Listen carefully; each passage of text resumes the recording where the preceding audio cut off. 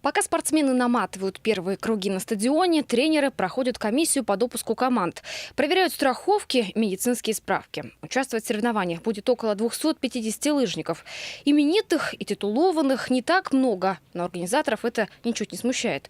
Говорят, все внимание на этот раз уделят смене, юным лыжникам, из которых можно своять достойный спортивный резерв. Как раз те люди, которые покажут хороший результат, они могут попасть в сборную Республики Коми, как среди юношей, так и среди взрослых.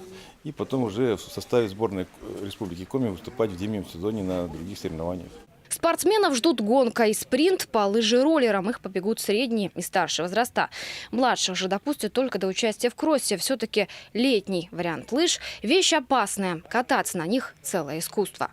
Первое – это скорость. Второе, значит, это менее устойчивые они. Значит, для того, чтобы обладать навыками передвижения, нужно много тренироваться. Так просто на них не поедешь, и скоростные упражнения очень сложно на них получаются. Те, кто мало катается. Поэтому это требует специальной подготовки отдельной. И все же такой спортивный снаряд дает эффект зимой. Об этом говорят уже сами лыжники.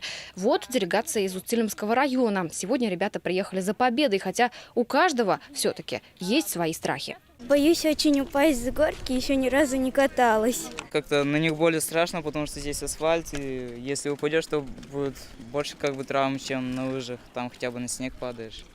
С лыжероллерами все понятно. Они более опасны, чем сами лыжи, не имеют тормозов. Зато вот палки практически ничем не отличаются от зимнего варианта. Только наконечники сделаны из более твердого материала. Победит. Это такой металл. Ему не страшно механическое воздействие асфальта. Сегодня здесь не только наши спортсмены. Ханты-Мансийские лыжники приезжают в гости каждый год. На этот раз большим составом. Около полусотни человек. Это участники со всех команд города. Такой глобальный выезд связывают с грядущим чемпионатом России. А еще, рассказывает главный тренер Сергей Крянин, погодные условия идеально подходят для тренировок. Коми всегда славится традициями лыжных гонок.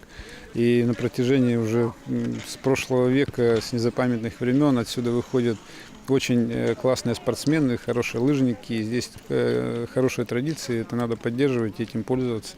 И пользуются этим юные спортсмены уже сегодня. Даже летом, не забывая о зимнем виде спорта. 3 дня соревнований покажут, кого из лыжников, возможно, дожидается места в сборной республики. Любовь Филиппова, Роман Боровиков, телеканал Юрган, Сыктывдинский район.